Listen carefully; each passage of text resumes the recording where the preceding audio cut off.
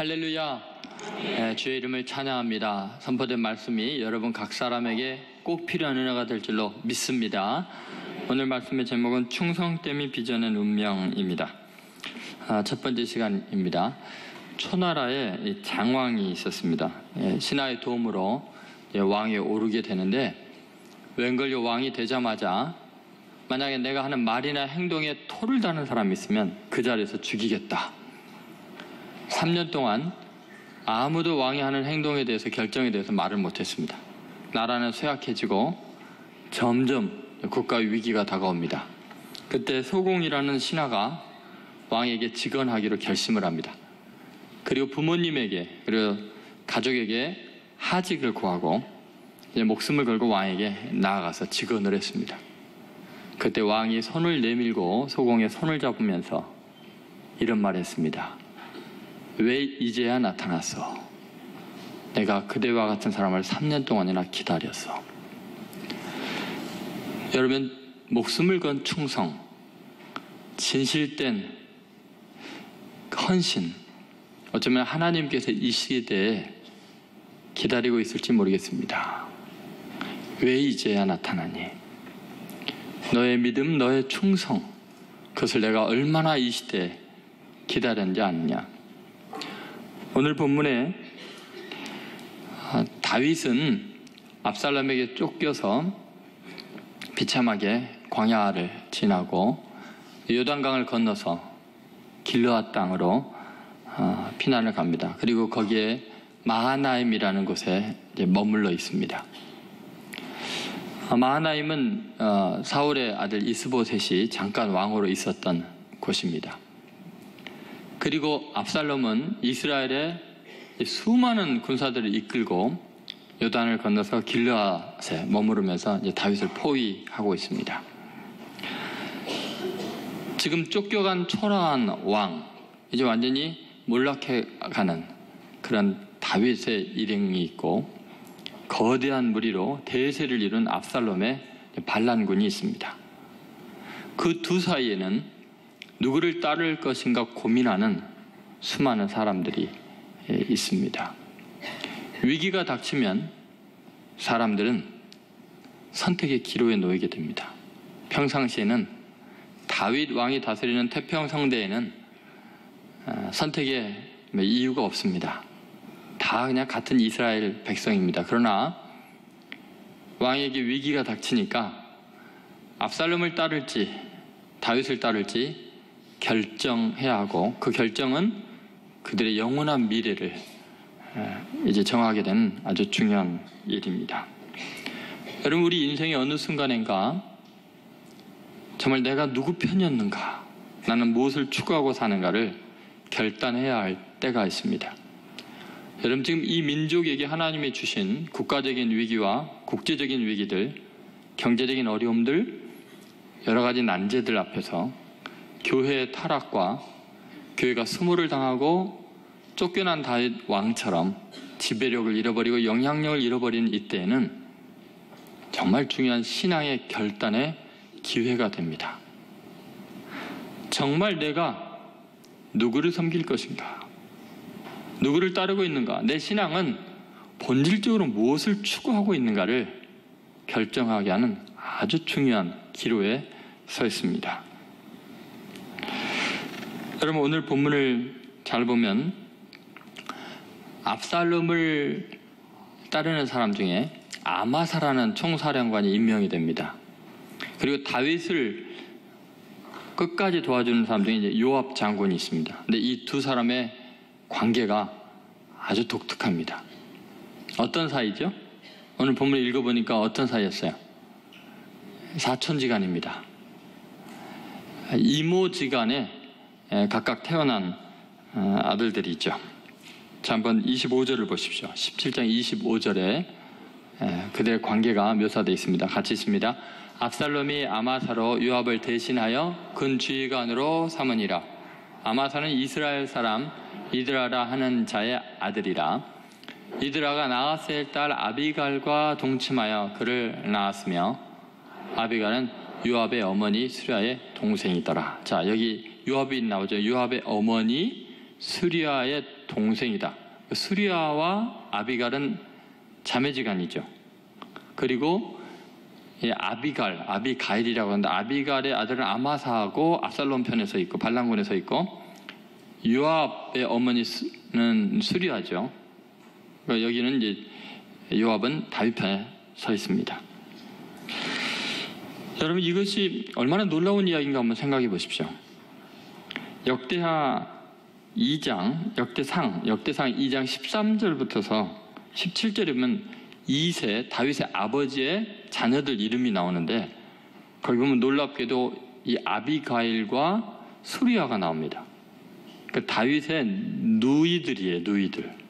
그 나하스의 아들이라고 되어 있는데 어떻게 이게 딸이라고 되어 있는데 오늘 본문에는 역대상 2장에는 이 이세의 딸들로 나옵니다. 한번 같이 읽어보시죠. 역대상 2장 13절부터 17절 말씀입니다.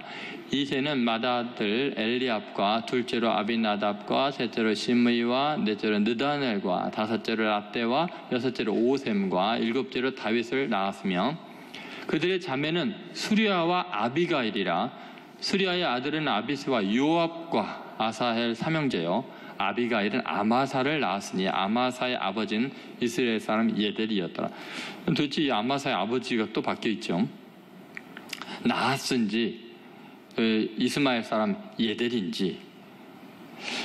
그리고 지금 이들의 아버지가 누구인가 지금 헷갈립니다. 그러니까 수리아와 아비가일의 아버지는 누구일까? 그건 이세로 여기는 나와 있는데 아까 본문에는 나하스로 나와 있죠. 이게 좀 왜 이런가? 이세의 가정이 좀 복잡한 것 같습니다. 이세에게는 아내가 몇 명이 있는 것 같아요.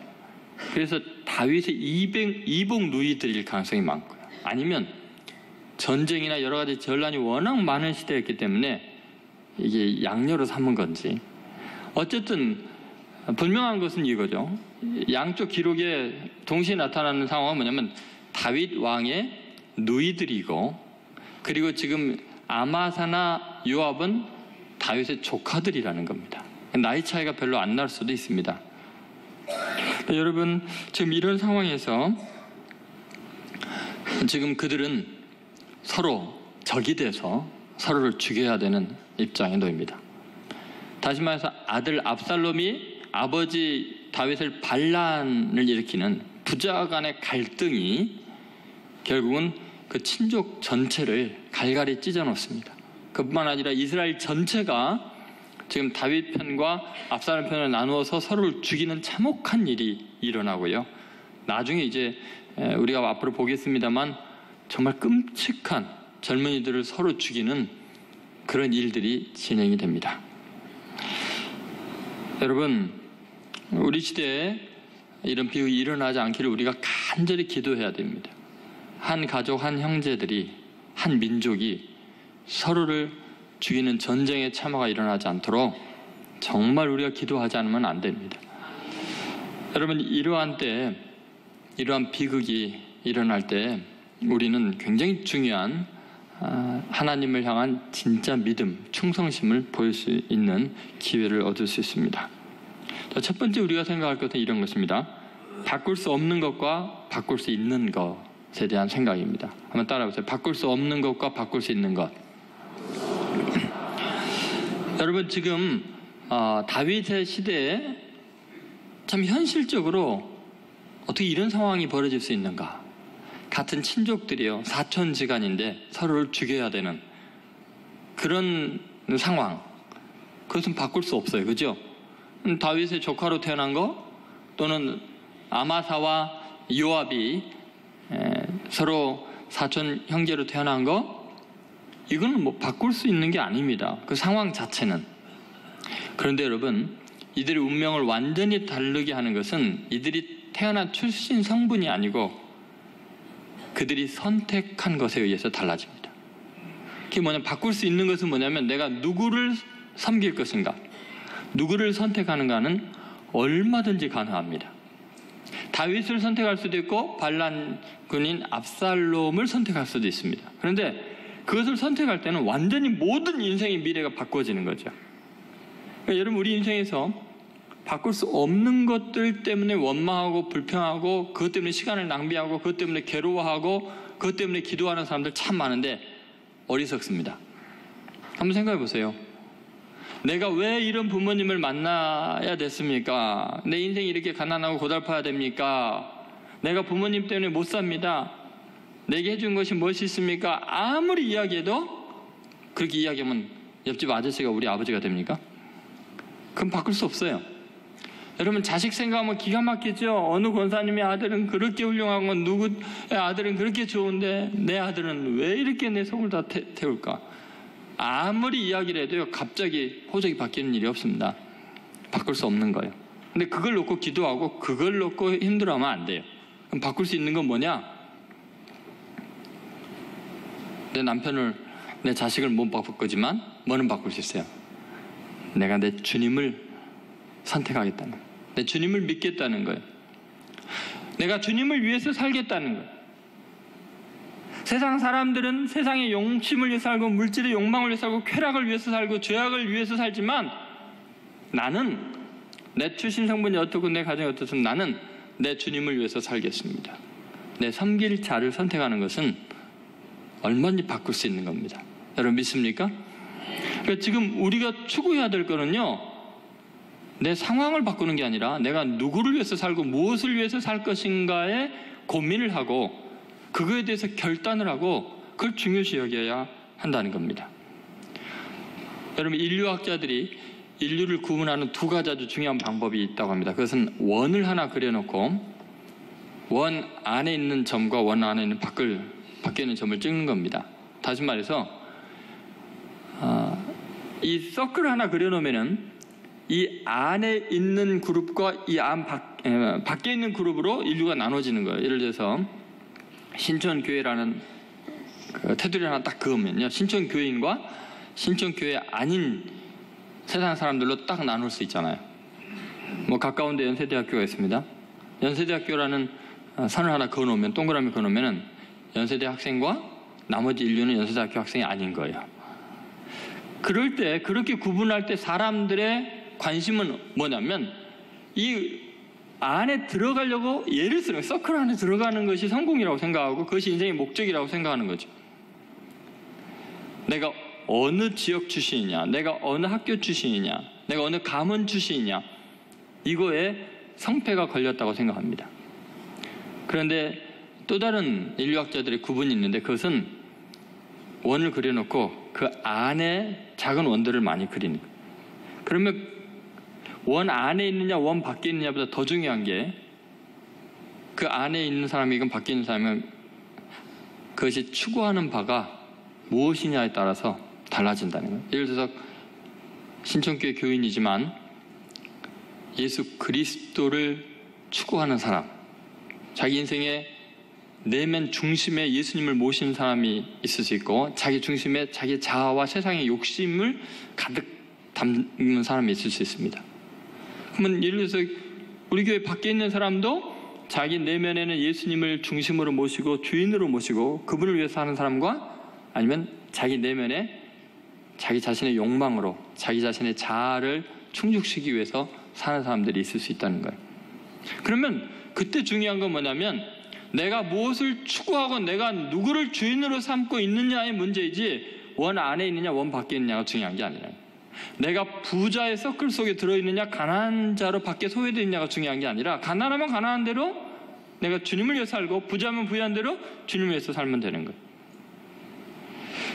여러분, 이것이 굉장히 중요합니다.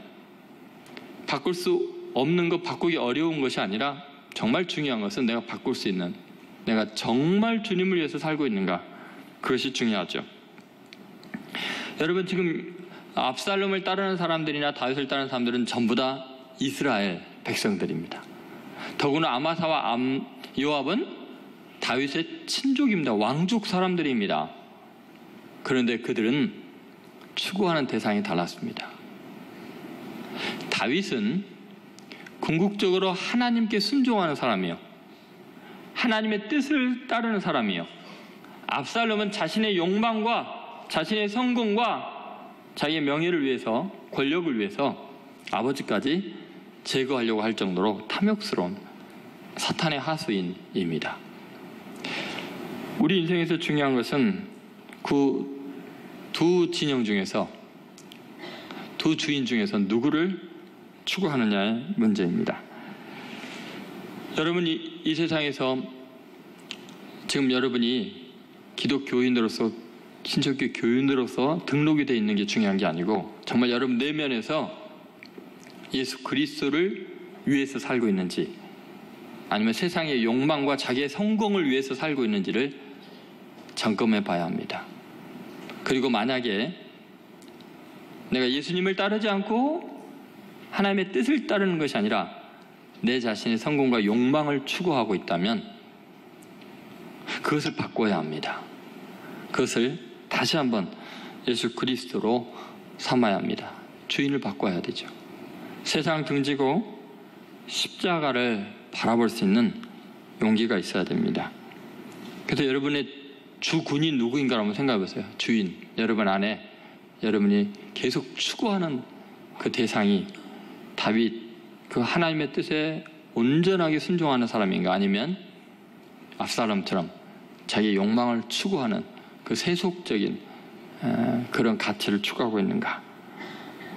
여러분, 오늘 말씀을 통해서 여러분 다시 한번 자신을 점검해 보시고, 바꿀 수 없는 것 때문에 힘들어하지 마시고 내 안에 예수 그리스도를 다시 한번 주인으로 고백하고 주님을 따르는 귀한 결단을 하시기를 주의 이름으로 소원합니다.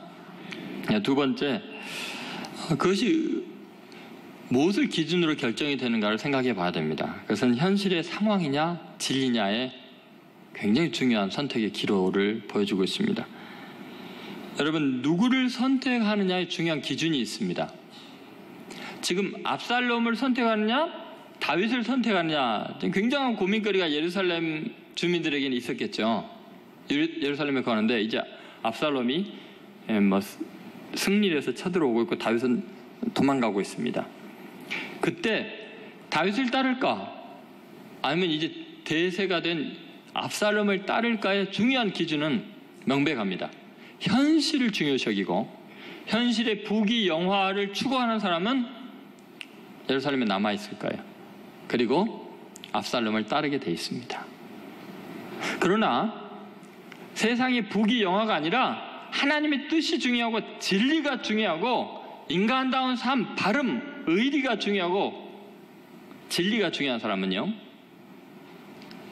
다윗을 따르게 돼 있습니다. 근데 다윗을 따를 때는 현실에 있는 모든 것을 완전히 포기해야 합니다. 왜냐하면 예루살렘에서 가지고 있던 집도, 그 다음에 직업도, 그 다음에 지위도 다 내려놓고 다윗을 따라서 기드론 시내를 건너서 골짜기를 지나서 광야로 가야 되거든요. 광야로 가면 먹을 것 없습니다. 마실 물도 없습니다. 덮을 이불도 없습니다. 집도 없습니다. 그리고 언제 압살롬의 연합군이 몰살시킬지 모릅니다. 죽음의 위협을 각오해야 됩니다. 이것은요, 현실의 모든 상황을 뛰어넘어서 그걸 포기하고 진리를 선택하고 사람다움을 선택하고 하나님의 뜻을 구하지 않으면 불가능합니다. 그래서 여러분, 위기의 순간에 우리는 하나님으로부터 굉장히 중요한 선택의 요청을 받게 됩니다. 너 현실의 편안함과 부귀를 선택할래? 아니면 진리를 선택할래?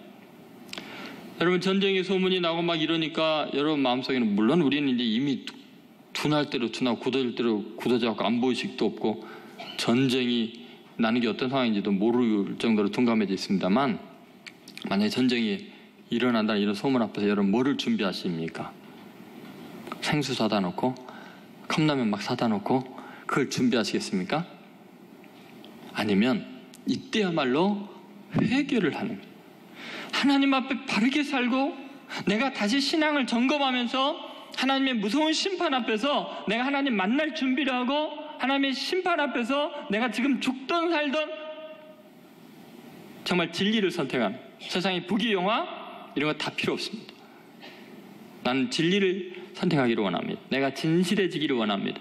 내가 영원한 하늘나라의 소망을 두기를 원합니다 하면서 자기 신앙을 점검해 볼 수 있는 거죠.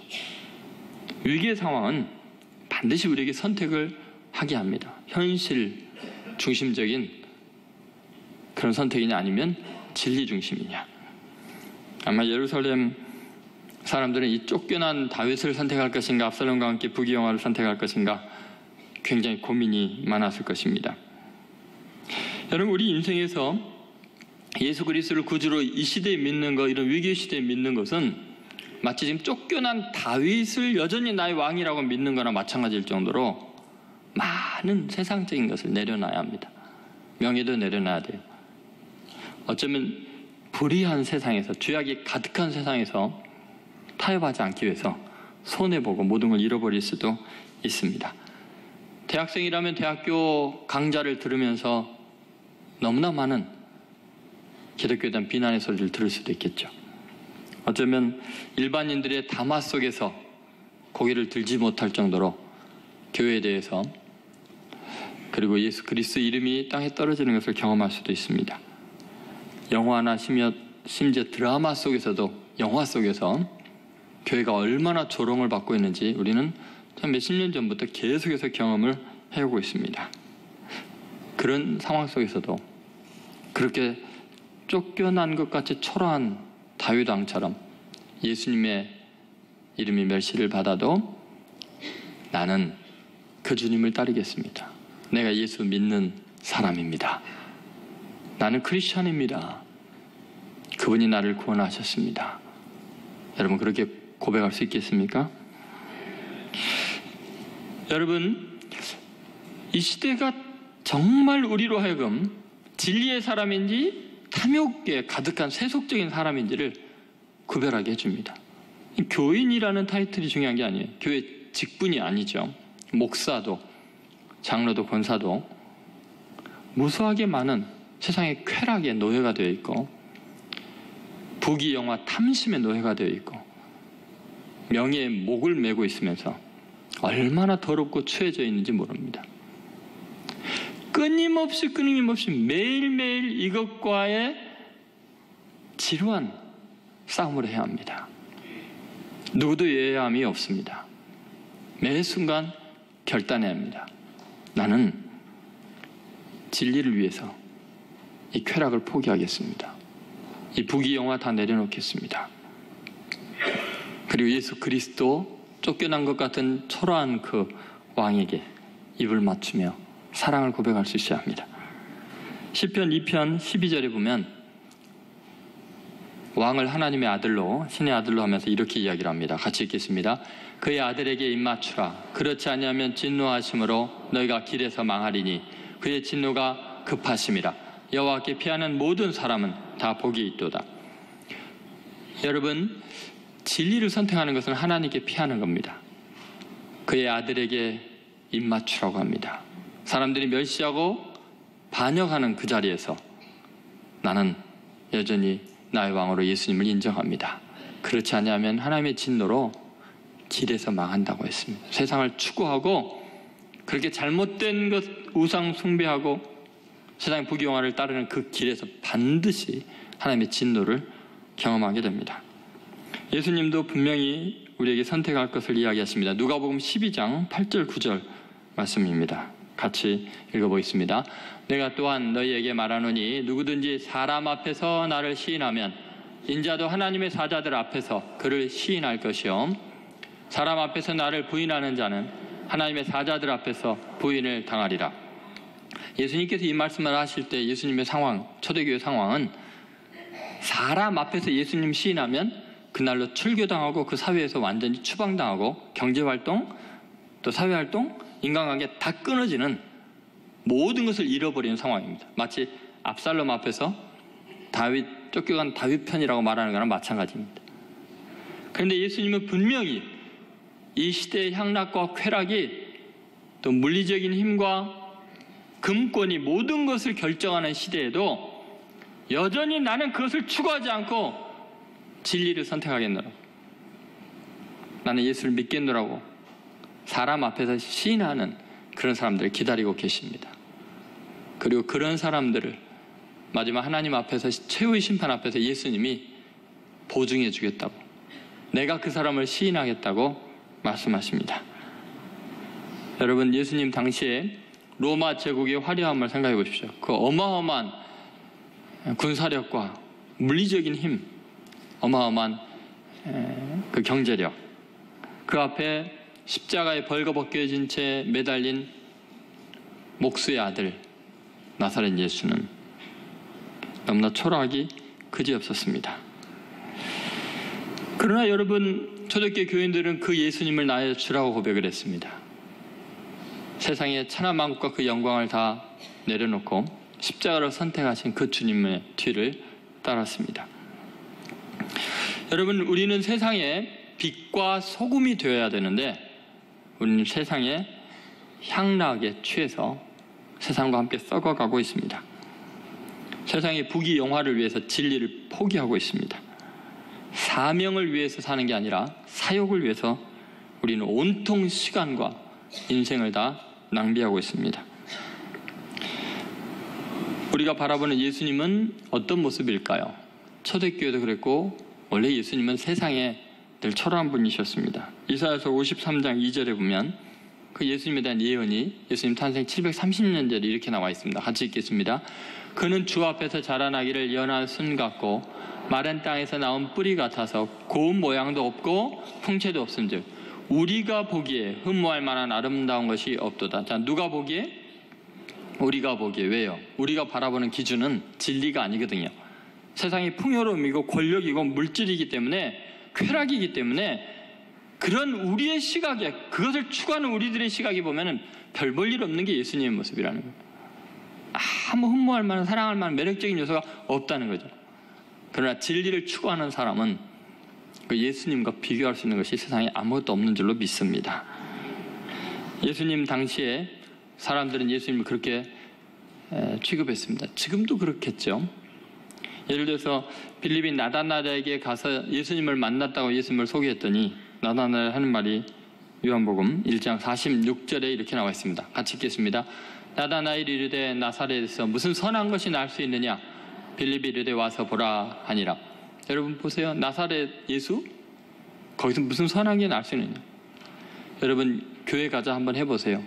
이웃들에게, 야, 교회 거기 무슨 선한 게 날 수 있느냐?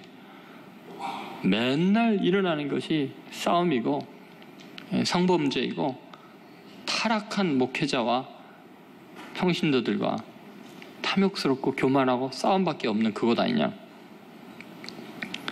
여러분, 이것이 우리들의 모습입니다. 초대교회 예수님의 위상이기도 했습니다. 여러분, 이러한 때 예수 그리스도를 선택할 수 있습니까? 진리를 선택할 수 있습니까? 세상에서 쫓겨난 왕처럼 초라하게 광야로 지금 몰려가고 있는 다윗을 여전히 나의 왕이라고 고백하는 수많은 백성들이 그를 따르고 있었습니다. 신앙의 진수는 이때 입증이 됩니다. 여러분, 진짜 크리스찬인지 아닌지는 예수님이 또 교회가 세상에서 멸시를 당할 때 명백해집니다. 이것은 기회입니다. 여러분, 예수님은 놀랍게도 우리가 영광스럽고 훌륭하고 잘났을 때 우리를 선택한 것이 아니었습니다. 우리가 세상 사람들에게 죄인으로 낙인이 찍히고 내가 생각해도 내가 너무나 희망이 없는 더러운 죄인이라고 생각할 때, 온 세상이 다 나를 버리고 떠나갈 때 예수님 한 분은 나를 사랑한다 하셨고 나와 함께 해주셨습니다. 성경이 온통 그런 이야기죠. 여러분, 예수님 만나는 순간에 여러분도 마찬가지, 내가 죄인이라고 고백할 수밖에 없는 상황이었습니다. 예수님 그 당시에 가늠하다가 현장에서 한 여인이 체포되었습니다. 그리고 제사장과 장로들에 의해서 질질 끌려서 성전 안에 예수님 앞에 무릎 꿇혀졌습니다. 절망밖에 없습니다.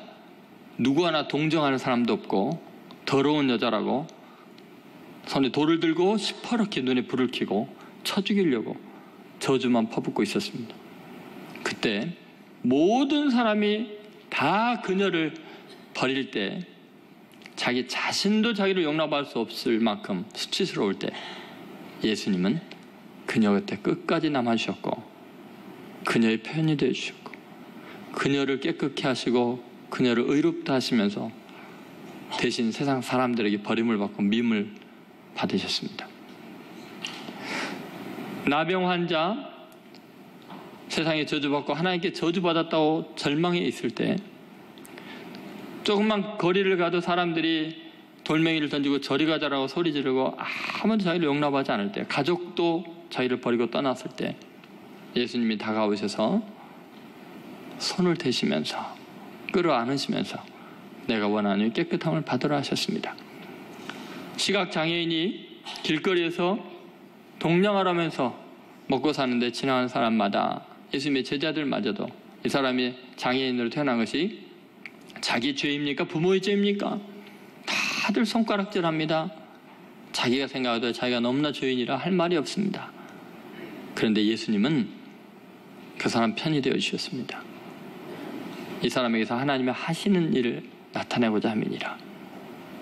여러분 생각해 보면요, 우리가 가장 비참할 때, 가장 세상에 손가락질 당한 죄인일 때 예수님이 찾아오셨고, 예수님이 내 편이 되셨고, 나를 위해서 대신 십자가의 저주를 받았고 죄인의 친구가 되셨습니다. 그런데 우리는요, 예수님의 이름이 땅에 떨어지고 교회가 욕을 먹을 때 외면합니다. 나를 사랑한 그 주님, 나를 이만큼 부유하게 하고 나를 의롭다 하시고 나를 이렇게 세워주셨더니 그분이 부끄럽게 생각되는 시대에는 침묵을 하고 외면을 하고 도망가서야 되겠습니까? 여러분, 지금 세상은 여러분에게 도전합니다. 너 정말 기독교인이냐? 위기가 우리에게 지금 분명하게 선택을 강요하고 있습니다. 너 진리를 선택할 것이냐? 세상의 부귀영화를 선택할 것이냐? 너 예수와 함께 죽을 준비가 되어 있느냐? 아니면 세상과 짝하여서 부귀영화를 누리기를 원하느냐? 그럼 기독교는 진리를 선택하는 종교입니다. 세상에서 가난하고 멸시받고 천대받아도 예수 믿는 것이 가장 행복한 사람들입니다. 여러분 꼭 진리를 선택하시고 세상의 부귀영화를 분토처럼 여기고 주님 한 분으로 만족하는 진리를 선택한 여러분 되시기를 주의 이름으로 소원합니다.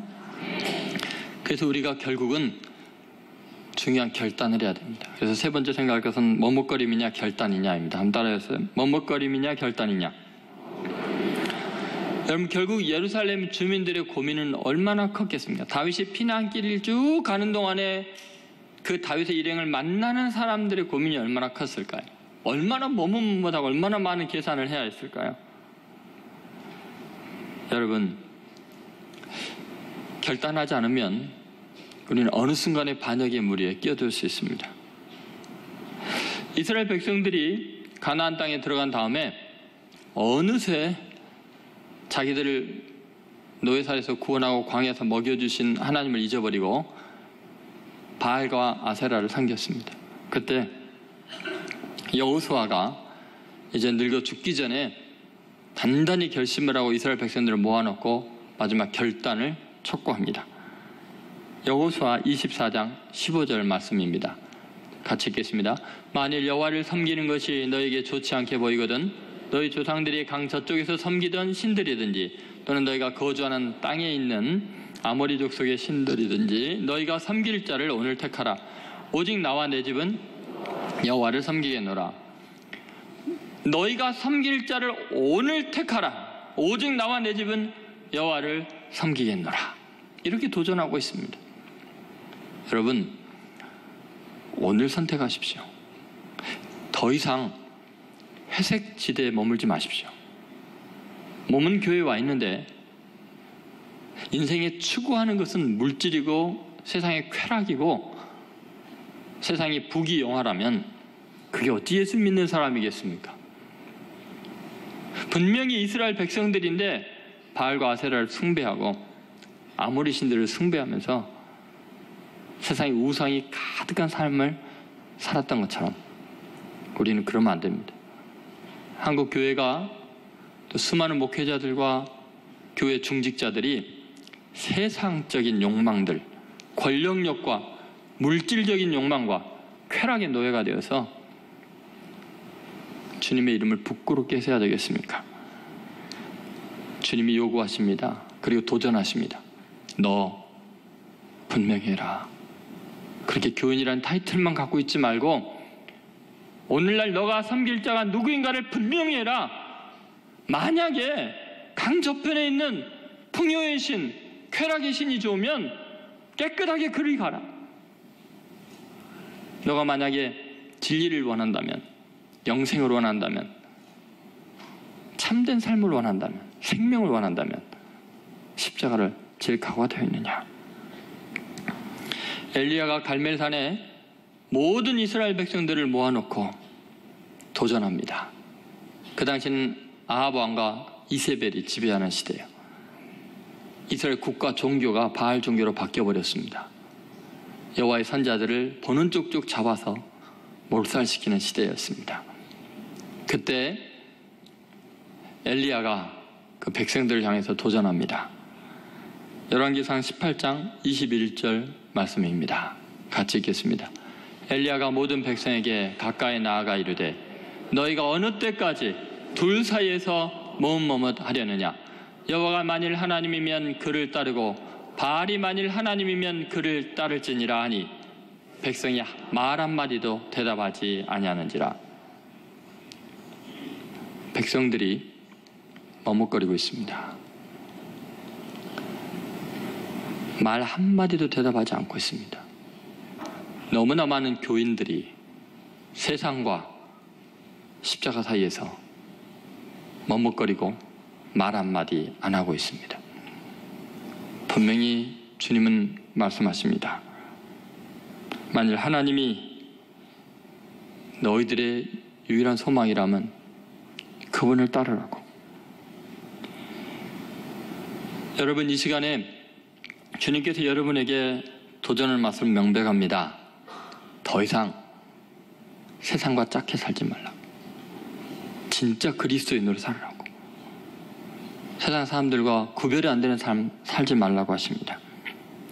예수 믿으면서도 탐욕스럽고 돈밖에 몰라서 세상 사람들에게 욕을 먹고, 예수 믿으면서도 권력 욕망 때문에 사람을 해치고 죽이고 해를 끼치면서도 예수 믿는 걸로 착각을 하고 교회 목사와 장로가 되어 있고, 여러분 더 이상 머뭇거리지 마십시오. 선택하십시오. 주님 다시 오실 때까지 나는 이 길을 가리라. 좁은 길, 나의 십자가의 길, 나는 이 길을 따라가리라. 여러분, 올해 우리 교회 표가 되어 있죠. 마태복음 16장 24절. 예수께서 제자들이 이르시되 누구든지 나를 따라오려거든 자기를 부인하고 자기 십자가를 지고 나를 따를 것이니라. 여러분, 십자가를 지고 주님을 따르는 길은 진리의 길입니다. 그것은 영광스럽고 행복한 길입니다. 그것이 최후의 승리를 얻는 길입니다.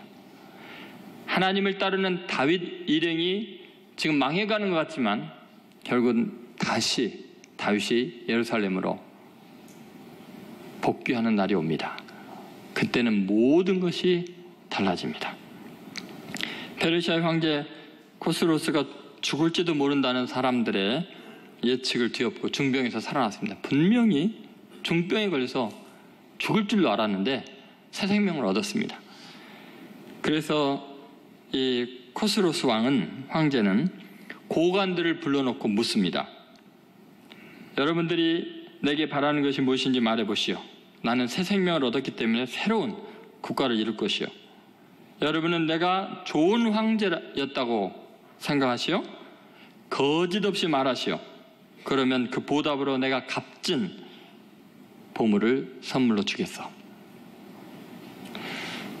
그러자 고관들이 한 사람씩 황제 앞에 나왔습니다. 그리고 온갖 아첨의 말을 들려주었습니다. 현자 엘림의 차례가 되었습니다. 폐하, 저는 말하고 싶지 않습니다. 왜냐하면 진실은 돈으로 살 수 없는 것이기 때문입니다. 좋소. 그대에게는 아무것도 주지 않을 테니 솔직하게 말해주시오. 폐하께서는 우리와 마찬가지로 약점이 있는 실수를 저지르는 인간에 불과합니다. 폐하께서 축제나 궁전 건축이나 특히 전쟁에 많은 예산을 낭비하고 있기 때문에 백성들을 지금 과대한 세금에 허덕이고 있습니다. 황제는 그 말을 듣고 잠시 생각에 잠겼습니다. 그리고 약속한 대로 고관들에게 보석을 각각 나눠줬습니다. 그리고 엘림을 수상직에 임명을 했습니다. 그리고 다음 날이었습니다. 고관들이 다 흥분해갖고 화가 난 표정으로 왕궁으로 몰려왔습니다. 그리고 그 고관들의 대표되는 사람이 황제에게 이렇게 이야기를 합니다. 폐하께서 주신 그 보석을 판 상인을 잡아서 교수대에 매달아야 합니다. 그 보석들은 모두 가짜였습니다. 전부 다 흥분해서 옳소하고 외쳤습니다. 그때 폐하가 전부 다 진정시키고 이렇게 말했습니다. 너희들 말이 다 가짜였지 않느냐. 여러분, 우리들이 주님 앞에 주여 주여 하는 말이 진짜입니까? 예수님이 주님이고 여러분이 종입니까? 너희들이 하는 말이 다 가짜였지 않느냐? 주님의 심판 때 내가 구원을 얻은 줄 알았더니 가짜 구원을 받았으면 그건 지옥으로 떨어지는 겁니다. 너무나 많은 크리스천들이 가짜 신앙생활을 하고 있습니다. 중심이 변화되지 않았습니다. 한 이스라엘 안에 있으면서도 다윗을 왕으로 섬기는 게 아니라 압살롬의 반란을 꿈꾸는 사람들이 있습니다. 세속적인 욕망이 가득해 있습니다. 그리스도인이라는 이름은 있는데 교회 교인인데 온통 자기 의와 자기 자랑과 부귀영화, 세상의 쾌락의 노예가 되어 있습니다. 주님께서 왜 이 시대에 교회가 이렇게 많은데 그렇게 많은 크리스찬들이 정부 요직에 있고 경제기의 거물들이 되어 있는데 위기가 온다고 생각하십니까? 주님은 키질하고 계십니다. 알고가 쭉정이를 구별하기를 원하십니다. 전쟁을 일으켜서라도 진짜 신앙인을 기다리고 계십니다. 왜 이제야 나타났어? 내가 그대와 같은 그리스도인을, 그 진실한 그리스도인을 얼마나 기다린 줄 아오. 그 음성을 듣는 여러분 되시기를 주의 이름으로 축원드립니다.